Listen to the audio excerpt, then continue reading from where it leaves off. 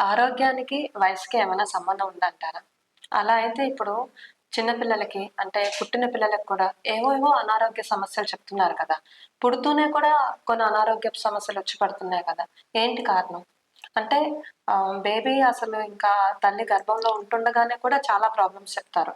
Baby ఇలా ఉన్నారు, baby growth లేదు. అంటే ఇవన్నీ మనం జనరల్‌గా వినేవి. అయితే ఒక 20 ఏళ్ల క్రితం మనం ముందుకు వెళ్తే అలాంటి ప్రాబ్లమ్స్ ఏవి మనం వినలేదే. ఇప్పుడు చూడండి ఈరోజు మనం ఒక స్పెషల్ పర్సన్ అంటే ఈవిడకి 85 ఇయర్స్. ఈవిడ అమ్మమ్మ గారనమాట. వాళ్ళ లైఫ్ స్టైల్ ఎలా ఉండేది?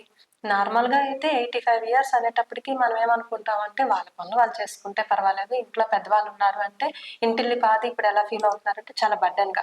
అమ్మో! వాళ్ళకి మనం అన్ని అసిస్టెన్సీ చేయాలి. వాళ్ళ పనులు వాళ్ళు చేసుకోలేరు కదా అని. కానీ ఈవిడ లైఫ్ స్టైల్ ఏంటి అనేది నేను కనుక్కున్న తర్వాత ఓకే. అందులో అంటే మేము దగ్గరగా చూసాం కాబట్టి ఇలానే ఉండాలి. ఈ 85 ఇయర్సే కాదు. ఇంకొక 10 ఇయర్స్ కూడా అంటే 95 ఇయర్స్ వచ్చినా కూడా మనం మన ఆరోగ్యం పట్ల శ్రద్ధ వహిస్తే ఎవరి మీద కూడా మనం ఆధారపడక్కర్లేదు. నిజంగా ఒక మంచి కాన్సెప్టే కదండీ! సో, వాళ్ళ లైఫ్ స్టైల్‌లో వాళ్ళెలా ఉండేవారు? ఏంటి? అని ఒకసారి అడిగి తెలుసుకుందాం. ఎందుకంటే అది నాకు తెలుసు. నేను దాన్నే ఫాలో అవుతున్నాను. కానీ ఒక్కసారి అందరికీ కూడా చెప్పే ప్రయత్నం చేస్తాను. వీలైతే మీరు కూడా అది ఆచరించడానికి ఒకసారి ట్రై చేద్దాం. ఓకేనా? అమ్మమ్మ గారు నమస్తే. ఎలా ఉన్నారు? ఎలాగున్నాం? మేము బాగానే ఉన్నామమ్మా. అప్పుడు ఏంటి మీరు అప్పట్లో అంటే ఇప్పటికి కూడా మీరు ఇంతే హెల్తీగా ఉన్నారు కదా! ఉన్నామండి. మీ పనులు మీరు చేసుకుంటున్నారు కదా! మా పని మేము చేసుకుంటాం. మాకు ఇల్లు ఏర్పాటు, మాకు హ్మ్. అంబలి, జావ, హ్మ్. తోప. అసలు మీరు ఎలా లేచేవారు? ఎన్నింటికి లేచేవారు? చెప్పాను కదా, కోడి కూసినట్లు తెల్లవారిపోయిందని లెక్కే. ఓకే. కోడి కూస్తే మనకి తెల్లవారిపోయినట్టే. లెక్కే. అసలు మనకిప్పుడు కోళ్ళున్నాయా అండి? కోళ్ళుంటాయి. అంటే ఎక్కడుంటాయి? కోళ్ళు కూడా ఒక షాప్‌లో ఉంటాయి. పొద్దున్నే మనం వెళ్లి ఆ కోడిని తెచ్చుకొని, కోసుకొని తినేసినంత వరకే మనకు కోడి తెలుసు. అంటే వీళ్ళు ప్రకృతితో ఒక సంబంధాన్ని ఏర్పరచుకొని ఉంచేవారనమాట. కోడి కూస్తే లేవాలి. ఓ మంచి సైన్. ఇప్పుడు మనం కూడా ఏంటంటే క్రోకరీ అని చెప్పేసి ఆ అలారాన్ని మన మొబైల్‌లో పెట్టి నైట్ పూటే రేపేదో స్పెసిఫిక్‌గా మనకొక పనుంది. ఈ టైంకి లేవాలని. వీళ్ళు అలా కాదు. హ్యాపీగా రోజు కూడా కోడి కూసిన వెంటనే లేచిపోయేవారు. మరి లేచిన వెంటనే ఏం చేసేవారు? లేచిపోయినాయి. మొబైల్స్ చూసేవారా ఏమైనా? మొబైల్ అప్పుడు ఏ మొబైల్ అమ్మా? ఇప్పుడు కదా మొబైల్ సోకులన్నీ. ఆ! అప్పుడు పిల్లలకేమో సోకులు. పొలంకి వెళ్ళిపోవాలి, మగవాళ్ళకి ఏదో గింజను కట్టియాలి, తప్పని పట్టుకుని వెళ్ళిపోవాలి. అంటే ఇంకా లేస్తూనే చక్కగా పనుల్లో ఇన్వాల్వ్ అయిపోయేవారండి. అంటే పొలంకి వెళ్ళేవారు. పొలంలో పనిచేసే వాళ్ళకి ముందు ఫుడ్. మనం ఇప్పుడు ఎలా అయితే లంచ్ ప్యాక్ చేసుకుంటున్నాం అనుకునే వాళ్ళమో వాళ్ళు అదే పని చేసేవారు. చూసారా? ఇక్కడ డిఫరెన్సెస్ ఏంటి అంటే మనం అదే పని చేస్తున్నాం. వాళ్ళు అదే పని చేసేవాళ్ళు. మనకన్నా ఎక్కువ పని చేసేవాళ్ళు. కానీ వాళ్ళు అది బర్డెన్ గా ఫీల్ అవ్వలేదు.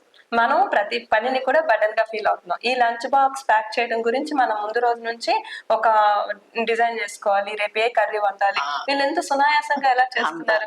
నెక్స్ట్ మీరు అన్నం కట్టుకొని వెళ్ళేవారు. లేకపోతే ఏంటి అసలు ఏం తినేవారు? చల్లదనం కట్టెలు, తోప, జావ.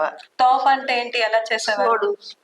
సోడి పిండిలో పొయ్యి మీద పెట్టడం నీళ్లు, ఆ పిండితో తెడ్డు పట్టుకుంటే వేసేయడం, తపాలు వేసాడు. ఆ తర్వాత ఎవరైనా సహాయం చేసేవారా? మీరు ఒక్కరే సాయం చేసుకునేవారా? ఉండేది. కంబార్లు పెట్టుకునేవాళ్ళు. మా పని కంబార్లు ఉండేవారు, మేము ఉండేవాళ్ళు. మా రోజంతా పని చేస్తూనే ఉండేవారా? అంటే తెల్లవారు వెళ్తామో మధ్యాహ్నం భోజనాలు పట్టుకెళ్ళిపోయేవాళ్ళు. సాయంత్రం వచ్చేవాళ్ళు. మళ్ళీ వచ్చిన తర్వాత మళ్ళీ మామూలే ఇల్లు బాగా చూసుకొని, కల్లాపులు వేసుకొని, ముగ్గులు వేసుకొని ఏదో రోజంతా అలా గడిచిపోయేది. ఎప్పుడు కూడా అలసట, నీరసం. మందులు ఏమైనా వేసుకునేవారా? లేవమ్మా. ఇప్పుడు మందులు అదండి.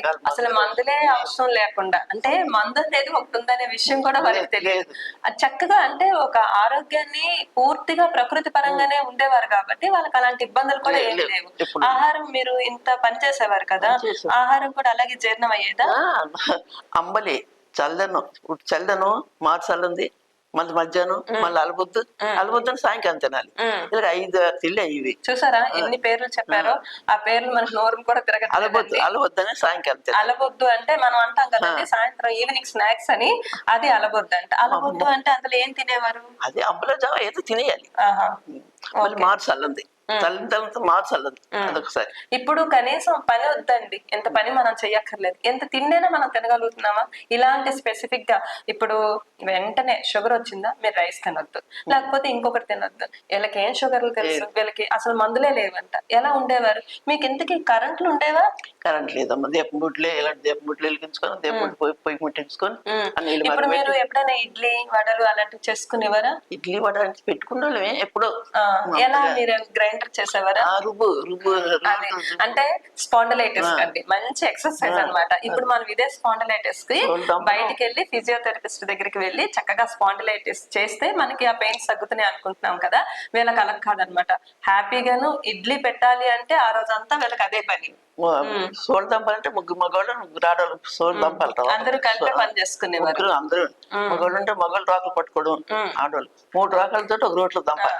ఇంకొక విషయం మీకు చెప్పాలండి, ఈవిడ అప్పట్లో మీకు కద్దరు అనగానే మీ అందరికి కూడా కాది అనగానే ఒక ఊరు గుర్తొస్తుంది, పొందూరు అని. ఈవిడ ఊరు అదేనమాట.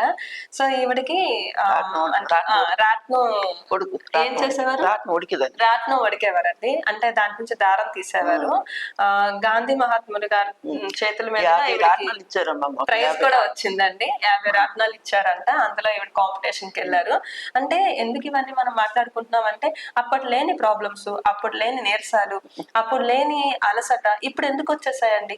అప్పటికన్నా మనం ఎక్కువ పని చేస్తున్నామా? వీళ్ళు ఇడ్లీ పెట్టాలి అంటే ఇంకా రోజంతా వీళ్ళకి పనే. ప్రతిరోజు పొలంకి వెళ్ళే వాళ్ళం. ఇప్పుడు మనకి వర్కింగ్ ఉమెన్స్ అలాగే హౌస్ వైఫ్స్ రెండు క్లియర్ కట్ గా మనకి డిఫరెన్షియేషన్స్ వచ్చేసాయి. హౌస్ వైఫ్స్ అంటే కొంచెం పని తక్కువగా ఉంటుంది, వర్కింగ్ ఉమెన్ అంటే ఇది చేసి అది చేసుకోవాలి అని. కానీ వీళ్ళు చూసారా, ప్రతి ఒక్కరు వర్కింగ్ ఉమెనే. ఎందుకంటే ప్రతి ఒక్కరు పొలంకి వెళ్లాల్సిందే. ఇంటిలో కంపల్సరీ అందరూ పొలంకి వెళ్తేనే అవుతుంది. 4 తపాలతో తల్లిదండ్రులు పట్టుకెళ్ళి 4 తపాలు దొంతి పట్టుకుని చల్లిదాన్ని తమ్ముడికని అన్నికని నాన్నకని వరుస సొమ్ము కూడా చుట్టుకొని బొర్ర మీద పెట్టి అంటే ఆయన చక్కగా తల మీద ఒక ఇంత బరువు పెట్టుకుని తలని బ్యాలెన్స్ చేసుకుంటూ వెళ్ళేవాళ్ళం. మనం ప్రతిదాన్ని కూడాను ఇప్పుడు ఒక స్పెసిఫిక్ గా ఒక రూమ్ లో కూర్చొని ఈ ఎక్సర్సైజ్ చేయడం వల్ల మనకి హెడ్ పెయిన్ ఉండదు, బ్యాలెన్స్ చేయాలి.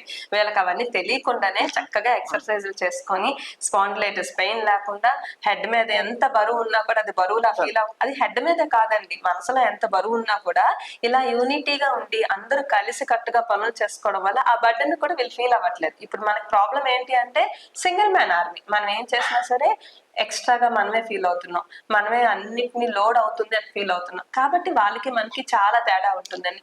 ఇప్పుడు మాకు ఆరోగ్యం పరంగా మీరు చెప్పండి, మేము ఆరోగ్యంగా ఉన్నామని మీరు ఏమైనా అనుకుంటున్నారా? ఏం ఆరోగ్యం? మీ తిల్లు బట్టి మీ ఆరోగ్యాలు. మా తిల్లు మా బలమైన తిల్లు. మా నాన్నకి నీరు తొడితే బట్టలు నీరు కలిపేవాళ్ళు పొలంకి. మా పనికి మీ పనికి మీరు చాలా తేడా.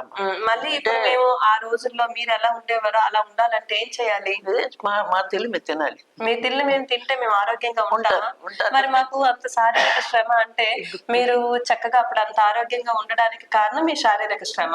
ఇప్పుడు మాకు అంత శారీరక శ్రమ కూడా లేదు. చదువుకుంటారు, పెన్ పట్టుకుంటారు, మీ పని మీరు చేసుకుంటారు. మా యజమాని పెన్షన్ తేవాలంటే టెప్ప చేసుకుంటాను చదువులేదు దాన్ని. మరి ఏం చేయాలి? చదువు లేకపోయినా కూడా 85 సంవత్సరాలు చాలా చక్కగా మంచి ఆరోగ్యంగానే ఉన్నారు కదా. మాకు చదువు ఉన్నా కూడా మేము ఆరోగ్యంగా లేం కదా. మీ తిల్లు బట్టి మీకు ఆరోగ్యం చెప్తుంది. అంటే ఇక్కడ మనం ప్రధానంగా గమనించాల్సింది ఏంటి అంటే భోజనం, ఫుడ్. సో మనం ఏ భోజనం అయితే తీసుకుంటామో దాని మీదనే మన ఆరోగ్యం అనేది ఆధారపడి ఉంటుంది. ఇది ఫస్ట్ పాయింట్. అలాగే రెండోది ఏంటంటే ఫిజికల్ గా ఎక్సర్సైజెస్. ఈ ఫిజికల్ ఎక్సర్సైజెస్ కోసం ఆవిడ ఎక్కడికి వెళ్ళలేదండి. ఆవిడకి పని ఏంటి అంటే ఇంట్లో పని చూసుకొని పొలం పనులకు వెళ్ళాలి. ఓకే, మనకి ఇప్పుడు పొలం లేదు కదా అని మీకు ఒక డౌట్ వస్తుంది.